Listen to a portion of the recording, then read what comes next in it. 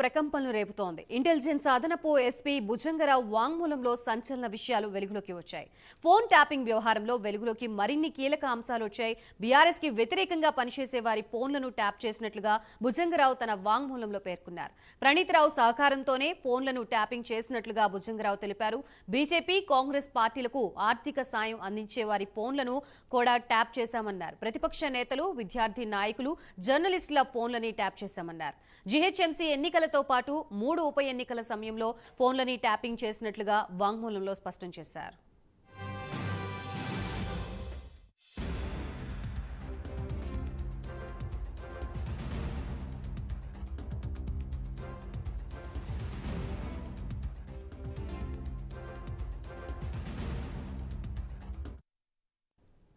ఎలాగైనా సరే మూడోసారి బీఆర్ఎస్ ని అధికారంలోకి తెచ్చేందుకు ప్లాన్ చేశామన్నారు ఇంటెలిజెన్స్ అదనపు ఎస్పీగా పనిచేసిన భుజంగరావు.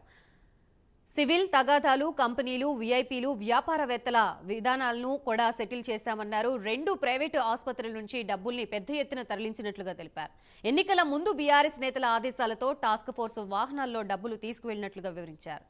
రీలర్ సంధ్యా శ్రీధర్తో 13 కోట్ల రూపాయల ఎలక్టోరల్ బాండ్లు కొనేలా చేశామన్నారు. మాట వినకపోతే క్రిమినల్ కేసులతో చిత్రహింసలు పెట్టామని వాంగ్మూలంలో పేర్కొన్నారు. బీజేపీ అభ్యర్థి వెంకటరామిరెడ్డి, రేవంత్ రెడ్డి సోదరుడు కొండల్రెడ్డిపై ప్రత్యేక నిఘా పెట్టామని తెలిపారు. టీఎస్పీఎస్సీ పేపర్ లీక్లో కేటీఆర్పై విమర్శలు చేసిన ప్రతి ఒక్కరి ఫోన్లను ట్యాప్ చేశామని భుజంగరావు తెలిపారు.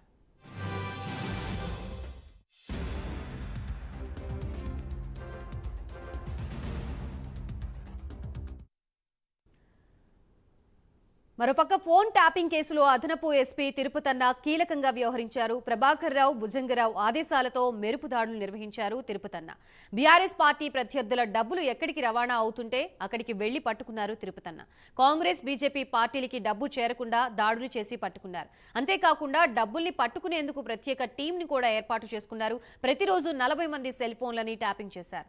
3 ఉప ఎన్నికలతో పాటు మొన్నటి సాధారణ ఎన్నికల్లో కూడా ప్రత్యేక టాస్క్ ఫోర్స్ గా తిరుపతన్న పనిచేశారు.